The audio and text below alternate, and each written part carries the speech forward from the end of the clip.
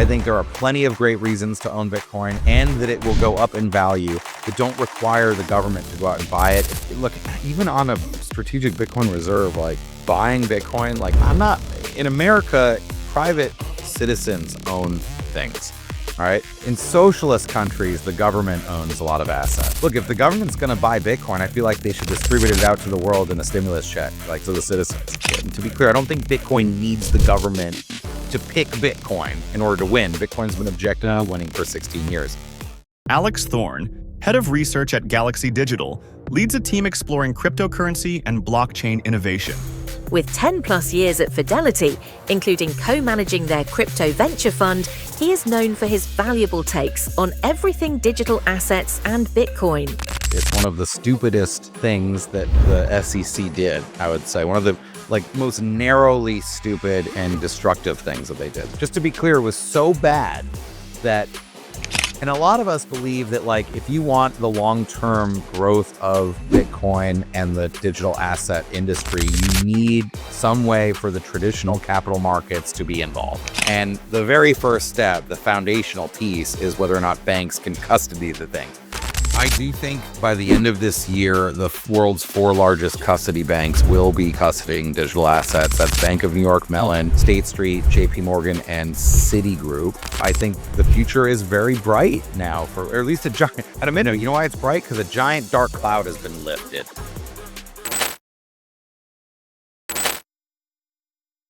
Yo, guys. Welcome back to Less Noise, More Signal. It's awesome to have you all here with us today. It's been an amazing week. It's been an iconic week. A lot of things have happened. And I think because things have come thick and fast, we wanted to bring somebody on who can talk about all of these things. And it's Alex Thorne from Galaxy. So really cool to have you on, Alex. Yeah, Pascal, thanks for having me. Excited to be here. Yes, cool. Yeah, I wanted to get you on for quite some time because originally when we met, I think it was in Singapore back at Token 2049, and I've always loved your takes, and so I thought it's a high time, to bring you on. So no better topic to talk about the stuff that's just been happening, But maybe before we start off, could you quickly introduce yourself? What are you doing at Galaxy, and just maybe a couple of thoughts for people or folks who might not know you. Yeah. So I'm Alex Thorne. I'm head of firm-wide research at Galaxy. Sometimes informally known as Galaxy Digital. We are a multi-service financial company in crypto. We have big trading, asset management, investment banking, mining, staking, lending, a whole range of services, tokenization. I run a team at Galaxy that studies and publishes about both internally and externally crypto technology adoption and markets. So we write for clients and counterparties. We publish publicly. We provide data products. We work on policy issues and a variety of other things. And I've been at Galaxy now for 4 years. And before that, I was at Fidelity Investments for 12 years. My whole career. At the end, I co-ran Avon Ventures, which is the early stage crypto VC at Fidelity, and was also head of blockchain research at Fidelity. So been working in crypto full time since 2016, 17. Nice. Yeah, that's been a long time. That's actually about the time that I entered as well. And interesting. Just some sort of household names that you dropped there, Fidelity and now Galaxy. That's amazing. Cool. Well, I mean, as I said, it's been sort of an iconic week because I think Trump got inaugurated, and then all the people were so sort of psyched and stoked for what's going to happen. And then the first day, nothing did really happen, and everyone was already panicking. And then all of a sudden we got this sort of cascade that was kicked off. But maybe, I don't know, how have you feeling about what's been happening lately? Yeah, I feel very positive. It feels like the Trump administration has already begun delivering on a lot of what it had promised the industry. But before we get into those specifics, it's just been a real whirlwind for the last week. So a week ago today was this infamous crypto ball in Washington, D.C., which we co-sponsored and were at. It was a celebratory event put on by the crypto and Bitcoin industries for the crypto and Bitcoin industries. So it was not an official Trump inauguration event, but it was filled with executives, investors, influencers from across crypto. That's where this story started for the last week for me. That was a great party. Obviously, then there was the whole inauguration, which a lot of crypto firms were at various events in Washington. And yeah, I mean, what is day one, right? Like is day one the first 12 hours? Because presidents take the oath of office on the 20th. President Trump took the oath of office at noon on January 20th. So day one is really only 12 hours, right? Theoretically. I think a lot of people were saying that was day zero. There was some angst, right, on Twitter in particular around the pardon of Ross Ulbricht, who President Trump had promised to free day one, right? Free Ross day one, right, was the slogan. And people got a little concerned. I saw tweets that we'd been rugged, that he promised was made but not kept. Obviously, President Trump pardoned him around 7 p.m. the very next day. So, and yeah, there's been a lot since then. I think if people feel like the crypto industry moves very quickly and people are very impatient, they want max gains and number go up and, to the moon, right? And I think they have to remember that the wheels of power turn slowly in Washington, and but they are moving in the right direction, I think, quite clearly. Mm. Yeah, exactly right. I mean, crypto people, it's such a peculiar or weird breed, if you are on CT, like everyone is so impatient. And obviously, as you said, if things are not happening within an hour or something, they freak out already. Yeah, it's probably just good to have some patience here. But I think it's already amazing. I've read some statistics on somebody was tweeting out that he thinks it was sort of ironically, but he says Trump has probably already delivered and also been in front of media more than Biden, maybe his entire presidency or sort of period, just because he's been so active after all. I mean, he's done a lot already, I guess, and people were just sort of anxious, as you said, for these crypto things to happen. But as you said, I mean, a lot of things have already kicked off, and I guess it's kind of hard to follow suit here and keep track of everything, what's going on. Why don't I have a list of some things that have happened in crypto since the inauguration, since noon on January 20th, and maybe this will help set the stage for some of the conversations. So on Monday, the day that President Trump took the oath of office, he named Caroline Pham acting chair of the CFTC. She once proposed pilot programs to regulate crypto, criticized the SEC's approach to regulating crypto, and said that it's time for the CFTC to get back to the basics. I think the CFTC hadn't been that bad under President Biden for crypto, but they had a couple particularly troubling actions. People might remember the Uki DAO case that they brought, which would have been pretty devastating for DAOs. Okay, so then that same day, Trump named Vice Chair Travis Hill to be the acting chair of the FDIC, which is the Federal Deposit Insurance Corporation that provides banking deposit insurance and is therefore a regulator of banks. He wrote in his press release that the FDIC expects to focus in the coming weeks and months to adopt a more open-minded approach to innovation and technology adoption, including more transparent approach to fintech partnerships and to digital assets and tokenization. That is a far departure from where they were. The next day, Trump named Mark Ueda, the SEC commissioner, to become the acting chair of the SEC. He had been a staunch critic of Gensler's approach to crypto. You might say an ally of Hester Peirce's, the other minority member of the commission. That same day, Ueda announced the launch of Crypto 2.0, a crypto task force at the SEC that would look into everything they should be doing, specifically drawing clear regulatory lines, provide realistic paths to registration, crafting sensible disclosure frameworks, and deploying enforcement resources judiciously. And of course, he named his partner, Hester Peirce, to run that. Trump also on Tuesday, as I mentioned before, gave a full and unconditional pardon to Ross Ulbricht, the creator of the Silk Road. I think no matter what you think about what Ross did, like I think a double life sentence plus 40 years is a bit extreme for considering he wasn't convicted of any violent crime.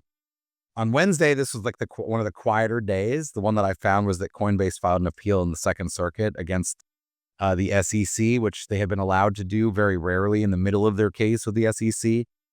If the SEC does change its position on the secondary trading of cryptos, that whole Coinbase case is likely to become irrelevant, right? And effectively withdrawn, maybe literally withdrawn. So then yesterday, Thursday, as we're recording on Friday, January 24th, Trump signed this crypto executive order, the quote, strengthening American leadership in digital financial technologies order. We can go, I'm assuming you want to go more in depth on that, but this was a total sea change pivot from where the Biden administration had been. President Biden had signed his own crypto executive order in 2022, which almost exclusively talked about protecting Americans from the dangers of crypto. Whereas this executive order almost exclusively talks about promoting responsible innovation in crypto. The SEC issued Staff Accounting Bulletin 122, which rescinds Staff Accounting Bulletin 121, which is an infamous rule that effectively prevented banks from touching and custodying client crypto assets. And Senator Cynthia Lummis, the Republican from Wyoming, was named the first ever chair of the Senate Banking Subcommittee on Digital Assets. Honestly, there's probably more that I'm forgetting, but that's a lot right there. And it's just been 3 days. Yeah, exactly. That's amazing. Yeah, thanks for summing this all up for us. This is great. I mean, yeah, I would love to do some deep dives, here and there. So maybe when we come back to these entities that you mentioned, the CFTC, the FDIC, and the SEC, so I think they're all important that we've seen like these changes there with like more pro crypto people coming in. But what do you think? What would you say is like the most important change, or like what do you expect will be the entity that will be the most, or the ones that we should look at the closest? Yeah, I think probably the most important of these so far is the executive order, which very strongly signals the administration's policy priorities for the United States. I mean, this is a document on behalf of the United States. And while an executive order has specific and in some cases limited legal power, it absolutely does form what is the U.S. policy on an issue. And this includes things like protecting the ability of people to develop and deploy software, participate in mining and validating, transact with other persons without unlawful censorship, and to maintain self-custody of digital assets. This doesn't make your ability to self-custody the law in the U.S., but it makes maintaining the ability for individuals and entities to self-custody a specific federal government priority, which is, I think, a strong signal. And then I would say the other thing to watch, like for broader crypto, sort of outside of Bitcoin, probably the most important agency to follow is the Securities and Exchange Commission. And honestly, I think you're going to get among the most bullish of the supportive policies to the industry out of anywhere, right? The Treasury Department, which oversees many things, but the ones that matter most to crypto are things like anti-money laundering, sanctions, the Bank Secrecy Act. That stuff might get better under this Treasury Department. The wide application of those rules and laws to open source developers, I would say hopefully doesn't happen. That was trying to be done by the Biden administration. But in general, like that's sort of in a post 9/11 world, it's really hard to like roll back like terrorism finance rules and stuff. So I would pay a lot of attention to the SEC in general. You should be watching pretty much everything that they do. Mhm. Interesting. Yeah, because I think like I'm not sure if that is sort of related to what you're telling me here, but I mean, these cases, and I'm not so familiar with them, but like the tornado case, or tornado cash case, or I think there was this wasabi, I think as well, right? Or Samurai Wallet, and these sort of Samurai. cases there. I think it was Samurai Wallet exactly. So, and they're obviously, yeah, I'm not sure about the exact charges, but I think it was sort of like, yeah, people, from what I'm telling, we're sort of offended because like like software developers for just putting out code there were sort of convicted, I think, or sort of, yeah. So what do you think going forward there? Will we see such cases, or could that be sort of, yeah, just a lighter touch on Yeah, these type of stuff as well? I think probably, and I look, there are some specifics to those cases that relate to the actual charges. I'm not an expert in both cases, but I'll set the stage for that. Like the Tornado Cash founders also operated a front end website themselves where they could blacklist and make it more difficult for illicit actors to use. And I believe the charges by the government include that they knowingly didn't, even when they knew that North Korean hackers were using Tornado.cash or whatever the front end was. They didn't block them. So that's a little bit different. I think there's some nuance there. But they did win. I should say a big case was won that was brought by Preston Van Loon and others, supported by Coin Center in federal court on the Tornado Cash issue, in which the court basically said that non-custodial, non-upgradable smart contracts can't be property. If nobody can update or control them, they can't be the property of someone. And in order to be sanctioned by the US government, they have to be property and entity. There's a list of things, right? So it is likely that in a sense of whether we as users in the world or as Americans will be able to access tools like Tornado Cash. I think there's a clear pathway where if they aren't upgradable, they are immutable. There is no owner, right? There's no, maybe there's also no fee taken or something like that. Like that appears to be legal at the moment, right? And it probably will remain. I think it comes down to sort of the practical question. Well, was there anything you could have done to comply with the sanctions? If there's nothing, the court's pretty clearly saying you can't go after the person who simply typed the code and sent it into the blockchain, right? I believe, again, I don't know the actual facts. I know the allegation in Tornado Cash includes that there was something they could have done, at least for part of it. But so yeah, I think that similarly like Samurai Wallet, I do think, I mean, look what I just said. It says the ability to develop and deploy software. Now it doesn't say, it says for lawful purposes, and then a bunch of list of things, right? So it doesn't mean that like you can do whatever you want. But I would say it's a pretty strong signal that it includes that. And by the way, later they define a blockchain in this document. It means technology where data is shared across a public ledger, blah, blah, is linked using cryptography, distributed among participants in an automated fashion, blah, blah, and composed of source code that is publicly available, right? So now you've got sort of basically open source and software developers mentioned here as priorities. So I think it does improve. I would say, I think it improves. But again, on this issue and basically every other, the crypto industry in America is not asking for a free pass. We're asking for a fair shake, I guess is the name of that political action committee, right? We're asking it to be treated fairly in a way that protects consumers but promotes innovation. We're not asking to have no bad guys. We want we want the government to go after the bad guys. We just look around and see them suing mostly good guys. You know, they didn't go after Celsius. They didn't go after FTX, right? Like that. Yeah, That all exactly. happened after the collapse, right? Instead, they spent their time suing Coinbase and Kraken, and right. So it's like, yeah, Nope. Yeah, but I think that's exactly the sea change that we're seeing here. You know, that, as you said, it's an upgrade in that sense that before there was just sort of, really clamming down on the industry, you know, for some rather dubious reasons. And I think this is probably going to stop, you know, with this administration because they want to hopefully just give it a better treatment, you know, and then it's a fairer treatment in the end. And that is net positive, so to say. That's for sure a great indication.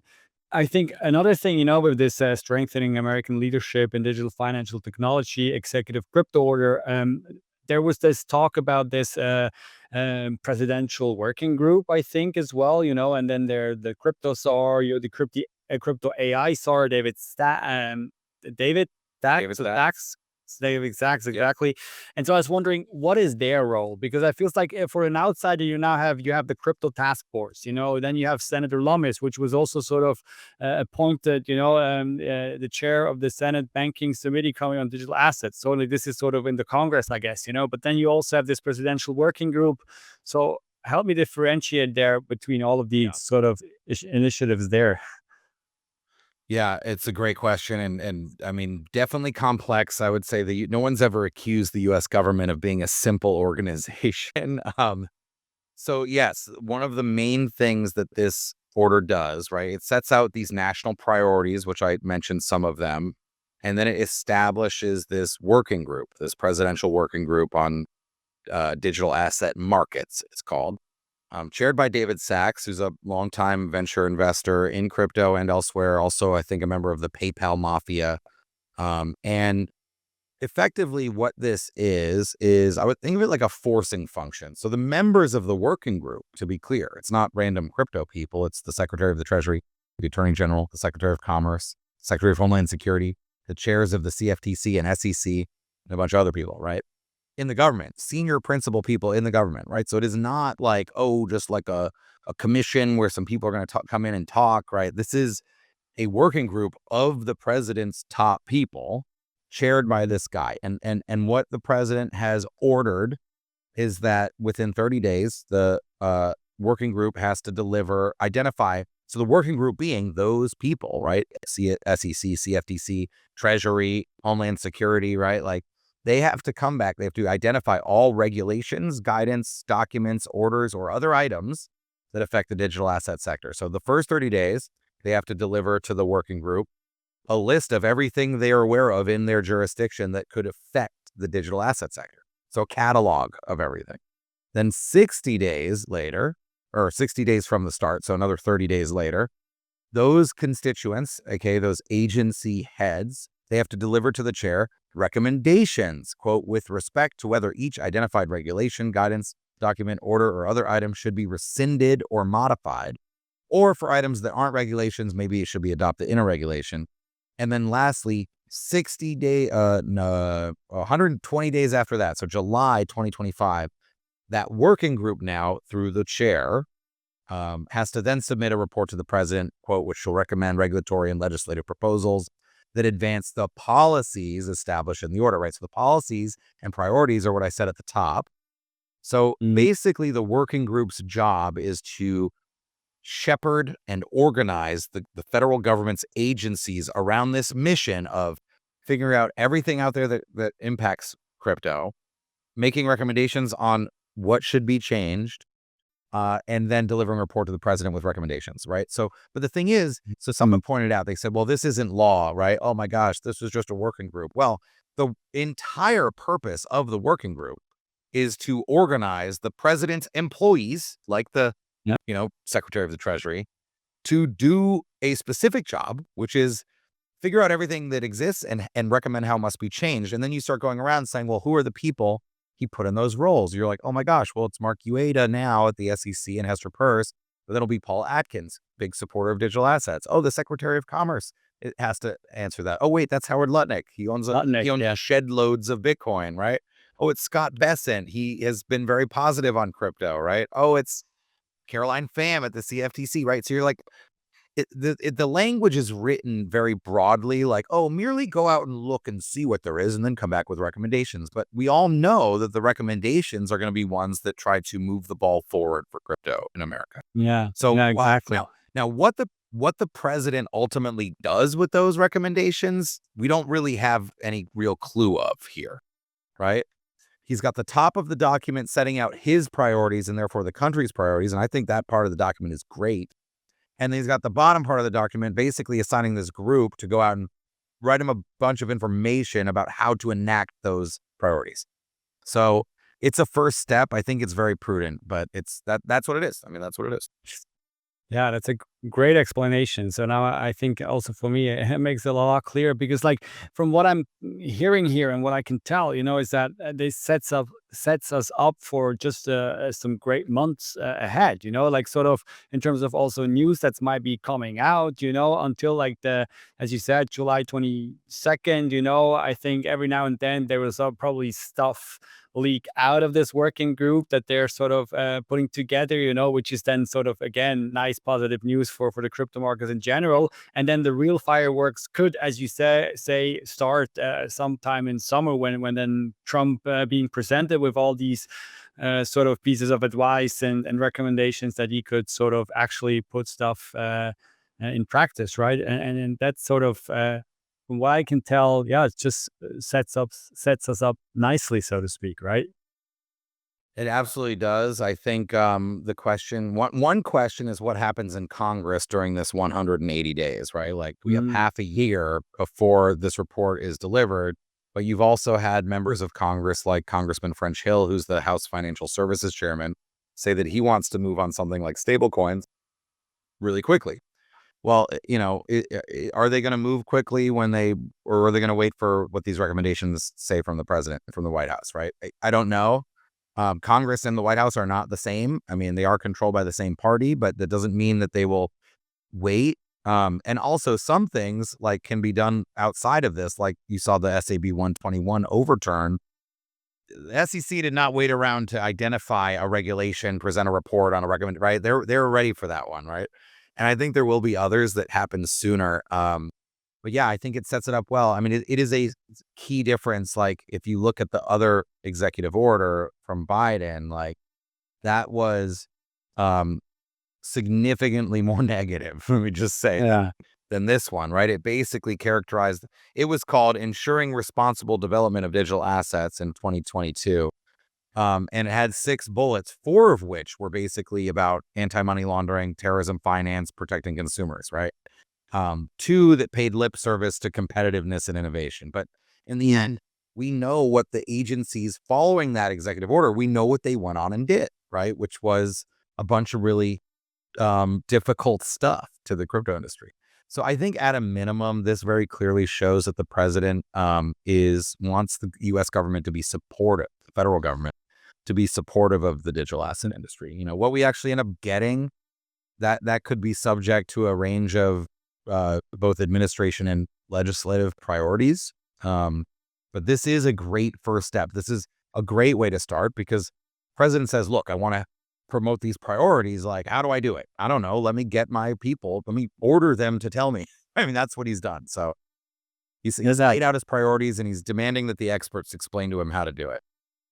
Yeah, exactly. Yeah. I think it's a good approach. And as I said, it sets up nicely. It sets up the entire market nicely. And it's just going to be interesting, because these people are seriously going to study this and obviously put out some great recommendations, I guess, at least, and it's going to be interesting. Well, I mean, you mentioned SAB 121, and because that's been in the news lately as well, because there was sort of this repeal, right, that we've got as far as I can tell. And we have now this SAB 122, I think, that rescinds the infamous SAB 121. So yeah, it was this long waited for repeal that we got. But why is this important? Can you maybe summarize for us this again? And also sort of what was that SAB 121 anyways in the first place? Yeah, it is important. It's one of the stupidest things that the SEC did, I would say. One of the most narrowly stupid and destructive things that they did. They did a lot of destructive things and things that I disagree with, but this one really takes the cake. Just to be clear, it was so bad that it was overturned by both houses of Congress, with Democrats voting along with Republicans, and President Biden had to veto it. Okay, veto the overturn. That's how bad it was. President Biden had to expend political capital defending the SEC on SAB 121. So what was it? So it was SAB stands for Staff Accounting Bulletin. The SEC oversees the public accountants who do accounting for publicly traded companies, right? Through the SEC and the PCAOB and these things. So this is guidance to the public accounting firms, telling them that what it said was, if there's a public company that holds crypto assets on behalf of a client or clients. So, for example, like Coinbase, which is a public company that does hold crypto on behalf of clients, then that company needs to hold those assets as a liability on their own balance sheet, their corporate balance sheet, as opposed to on behalf of their custody client, right? And the issue with that So when this came out shortly thereafter, there's a Wall Street Journal article talking about this, where Coinbase basically added a disclosure. I don't think there was never any risk of this. I want to be very clear, but added disclosure in their public filings, which are filled with long tail risk disclosures, saying though that in the event of a Coinbase bankruptcy, it's not clear to us whether your client crypto that you have at Coinbase would be bankruptcy remote. Like, would it be safe, or would you become a general creditor of the entire bankruptcy? Because they're forced to hold your assets on their balance sheet and not like in a sub account on your behalf. So that was problematic, but that was really only applied. I mean, there was probably only one publicly traded company holding crypto on behalf of clients that it really applied to. You could only see it. In fact, I suspect it almost was passed as an anti-Coinbase rule. However, there is a large other group of companies that hold the custody assets for clients, not so much crypto assets yet, banks. So banks. And by the way, the vast majority of banks in America are publicly traded companies. So it wasn't, this is what the SEC was trying to sort of wiggle around and argue. They were saying it's not an anti-bank rule. It's about public companies. And it's like, well, pretty much every bank is a public company. And so now what's the big deal if a bank has to hold a client custodied asset on their balance sheet? Well, first of all, they don't historically do that. Like if, again, not saying this is would ever happen or is the case, but like if Bank of New York Mellon, BNY Mellon, went bankrupt, all the stuff they hold for clients of the bank doesn't end up in the bankruptcy. Like those are bankruptcy remote. They sit over here, you can get them back, right? So, but if it's on the bank balance sheet, because of other rules that banks have, any assets on the balance sheet have to be paired 1-to-1 with cash, right? So because banks have to be highly capitalized, they're supposed to mostly just have cash on their balance sheet. If you're going to have non-cash stuff, other bank capital requirements say that you have to also hold an equivalent amount of cash. That combined with SAB 121 made it impossible for banks to custody crypto assets for clients. Because you can imagine, let's say we build crypto custody, we have $1 of Bitcoin in there. Okay, great. Put $1 next to it on my balance sheet. Fine. Okay. Pascal gives me $1. I'm a bank. Not a problem for me to park $1 deal, yeah. it, right? But what if it's $1 billion or $10 billion? I mean, how much does Coinbase custody? I don't even know. I think it's like $200 to $400 billion, right? Like Exactly. that's cost prohibitive, right? And so the banks were basically blocked from going into it. So on the one hand, you had burdens, of course, put on the one publicly traded crypto custodian, Coinbase, but they were used to being persecuted as a crypto company. But on the other hand, and it also, then you're preventing the world's oldest and biggest custodians of assets from getting involved, right? So look at the ETFs. And I love all these companies, by the way, Gemini and Coinbase and Anchorage and BitGo. These are all great crypto companies. I love crypto. I'm a big fan of these companies, right? But you've got an ETF like in BlackRock with like 50 billion in assets, and they're storing it at Coinbase. They would love, I don't know if this is true, but I assume they would love to store it at the largest custodian in the world, right? And so like this prevented banks from being involved at all. It was seen by banks and even some banking regulators as wild overstep by the SEC, that it effectively was a bank regulation, even though the SEC doesn't regulate banks. And it simultaneously pushes the entire custody market into less regulated, younger, less mature custodians. So it inhibited the maturation of the industry. It kept the biggest players out. It was very dumb. That's why it was overturned. Even the American Bankers Association, the top big bank lobbyist, joined the effort to overturn it, right? And a lot of us believe that, like, if you want the long-term growth of Bitcoin and the digital asset industry, you need some way for the traditional capital markets to be involved. And the very first step, the foundational piece, is whether or not banks can custody the thing. They can't let you borrow off your Bitcoin unless they can hold your Bitcoin. They can't really offer trading if they can't send and receive it, and when they send and receive it, they got to hold it, like, right? So it's this foundational thing that was seen as a wild overreach by the SEC. And repealing it, it doesn't mean that banks are going to come in right away or anything like that, but it was a very ridiculous roadblock that made it impossible for them. And happy it's gone. Yeah, no, because that's what I was going to ask. You just said it now. They're not going to come right in, but this was my question. Have banks really just waited for this to be sort of repealed, and now they can just pull something out of the drawer, and within a couple of days they're going to be live, or is it going to be, yeah, okay, this is nice, it's now gone, but let's just wait a little more, and see how that Yeah. develops and which other banks are going first, or what is your expectation there? I do think by the end of this year, the world's four largest custody banks will be custodying digital assets. That's Bank of New York Mellon, State Street, JP Morgan, and Citigroup.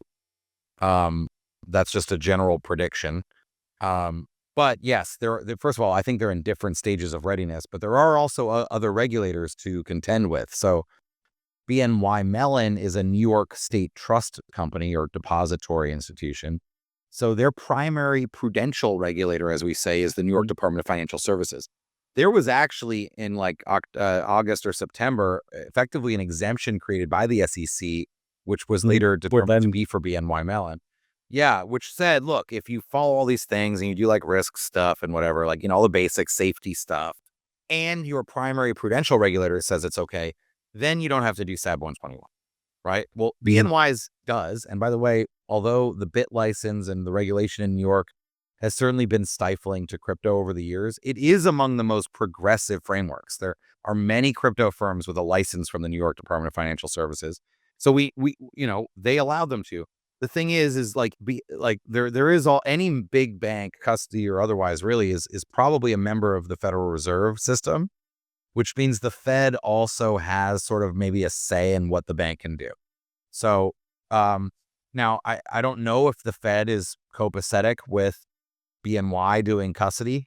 I do know BNY has built it. They've said they've built it. It's been built for a while. They just had de minimis assets in there because of SAB 121, right? So Exactly. yeah, I think they'll probably be a quick mover, but other banks have other regulators. So like State Street is primarily regulated by Massachusetts. They're a Massachusetts trust. JP Morgan, I believe, is a national bank, which is governed by whose primary prudential regulator is the Office of the Comptroller of the Currency, the OCC, in the Treasury Department. So I think whereas like even like Goldman Sachs is primarily a bank holding company whose primary regulator is the Federal Reserve.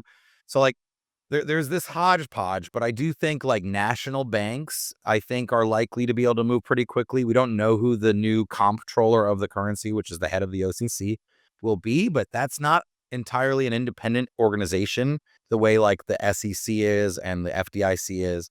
So the Treasury Secretary can appoint someone there and they can just like change the rules. Under Brian Brooks, who was Trump's acting comptroller of the currency in the first Trump presidency, he put out interpretive guidance letters that said banks can run nodes, they can touch blockchains, they can issue stable coins, they can hold collateral for stable coins. True. So like I remember the this. new Yeah, I remember this. yeah, the new OCC, the new comptroller so then they came in, Biden's acting OCC chair, I keep saying that, comptroller, he came in and rescinded those letters. The new one could come in and just rescind the rescission and go right back. So I think certain banks will be, like, from a regulatory standpoint, more likely and more able to act more quickly than others. Whether they have an appetite to or have the technology to is one question. And then there still is this question about the Fed. Will the Fed stand in the way of this? I doubt that for pure client custody that they would stand in the way. If the bank wants to start doing more bespoke things and having the cryptos on their balance sheet, I think maybe the Fed, it'll be a little trickier with the Fed. But so I don't know. The short answer again to your question was, when will we see them come in? I think some sooner than others. I think in general, all sooner than people thought 3 months ago, but I think it's still a pretty long road. Yeah, for sure. Yeah, interesting. No, I feel like the gates have opened, that's for sure. And now we're going to see who are going to be the fastest horses to come out of these gates. So it's going to be interesting. But It feels like Kevin Garnett at the end of that 2008 Celtics win of the NBA Finals when he's like, anything is possible, right? Like there's a chance now. There is a chance. There was no chance before. exactly. Yeah, the game has shifted. Well, I mean, there's also a chance for a strategic Bitcoin reserve. Is there not? Like, I want to talk about the digital asset stockpile. That was also mentioned in this executive order, and like a lot of people were also sort of, again, especially Bitcoiners, were sort of disappointed. Why is it digital asset and why stockpile? Because stockpile means like they're just gonna keep holding these seized assets that they were already holding, and they're not going to buy any new ones, So maybe, yeah, maybe you can shed some light there as well. So why digital asset stockpile? What is a stockpile, and what is your belief? Is it just going to be Bitcoin? Is it going to be a whole bunch of other assets? Yeah, fill us in there. Yeah, I think it was an interesting development. I know the Bitcoin community has been felt disappointed by this. I would say that as written, and I'll say some of the language in a second. I think it's quite positive. I think the order doesn't say, first of all, the order tells the working group to figure this out and report back on what they should do, to be clear, right? It doesn't actually do the reserve or the stockpile. It literally says the working group shall evaluate the potential creation and maintenance of a national digital asset stockpile. So the potential creation, right? And then propose criteria for establishing such a stockpile. So now you've got a bunch of criteria that could determine what's in there, potentially derived from cryptos lawfully seized by the federal government, right? So they have to evaluate and produce content for the president on whether we should do it, what the criteria would be, presumably, among other things, for inclusion in the stockpile. And then maybe if we decide that we should do it and we know which ones we want, maybe they should get them from the existing holdings. That's basically what it says. Obviously, Bitcoiners, I think, got really worked up about the idea of a strategic Bitcoin reserve. I want to be really clear because I even got in an argument on X Spaces today where someone was like, Trump absolutely promised this. Neither the president nor any member of his family that I can find ever said the word strategic Bitcoin reserve, ever pledged. They never pledged to buy Bitcoin, ever. All right. This is like Inception that the Bitcoin community tried to do. They never said that. Specifically, what President Trump said was, I'm going to learn from something Bitcoiners have known for a long time. Never sell your Bitcoin. That's why, as president, I will establish a national Bitcoin stockpile. Right? Yeah, exactly. And then it was sort of Senator Lummis that was also on stage back then, and I think she spoke of the strategic Bitcoin reserve. And that's where the connection was made by all the Bitcoiners, right? Correct. But like, again, like one senator, the president, like they're not, like, that's not the same thing, right? I think the Bitcoin world got a bit over its skis on this. I have been for a long time trying to tamp down expectations for this, not because I don't want it or don't think it should happen or even don't think it will happen, but solely because I don't think you need to buy Bitcoin because of this. I think there are plenty of great reasons to own Bitcoin and that it will go up in value that don't require the government to go out and buy it. It felt like pinning too many hopes on the government to come out and buy your bags. And I didn't think that. I was concerned it might not happen, but more concerned that the market would get way over its skis and then be disappointed. And of course they were disappointed. But the reality, let me give the positive take, even for the SBR here, which is in this language. This says, should we create one? What should go in it? Establish criteria, propose criteria for establishing a stockpile, right? And potentially derive from the cryptos we have. So the stockpile means holding it, whereas the reserve idea usually meant buying it. I still think a reserve buying any cryptos is very unlikely. Very unlikely. I published in December 31st in Galaxy Research's 2025 predictions, specifically that the US government would not buy Bitcoin in 2025, but that it would halt sales of Bitcoin that they have, right? And I said there would be some movement at departments and agencies to study the creation of a Bitcoin strategic reserve. So I think this could end up being only Bitcoin, very, very possibly. To be clear, 95% of the coins the government currently holds is Bitcoin. So like, there's not that much else. Like the next biggest, I mean, they have about $20 billion of Bitcoin, and then they've got about $170 million of ETH. Right. So now you're already, and then the next like three biggest holdings are stable coins. So like it is mostly Bitcoin anyway. Even if they hodled the whole stack now, it would be almost all Bitcoin, right? To be clear. So Yeah.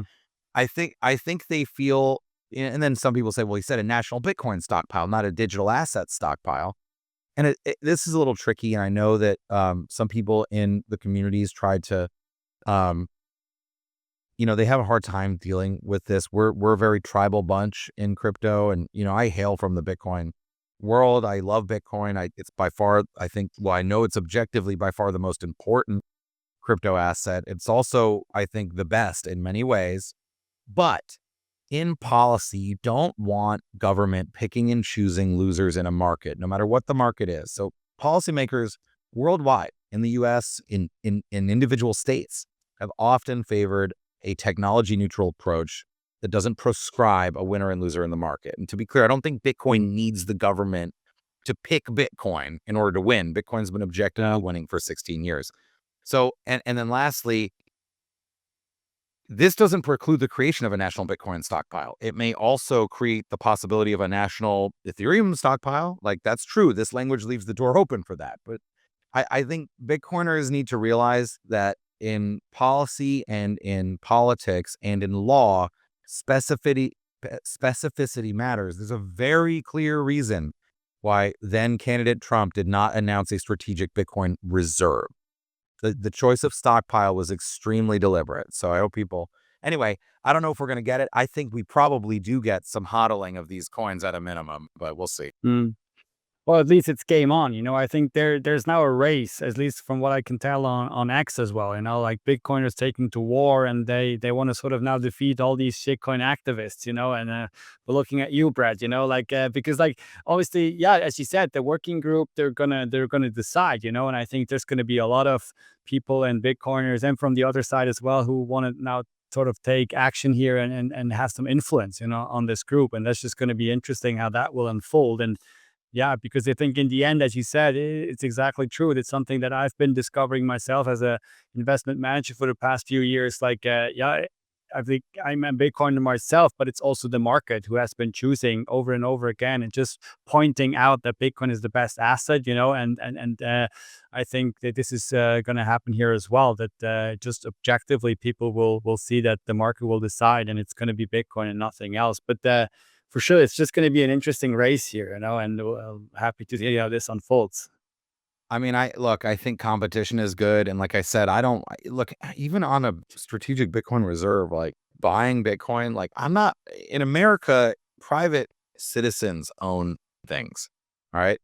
In socialist countries, the government owns a lot of assets. Right. So to me, like I'd prefer if the government's going to buy Bitcoin, I feel like they should distribute it out to the world in a stimulus check, like to the citizens.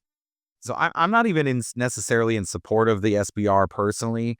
I get the game theory idea that if everyone's going to have one, then we should have one too, for sure. I mean, I get that, and I'm not opposed to it either. But I do prefer my government not to be picking winners and losers, and also I think Bitcoin is way strong enough to not need this, and I feel like the Bitcoin world has gotten much too hung up on this idea personally.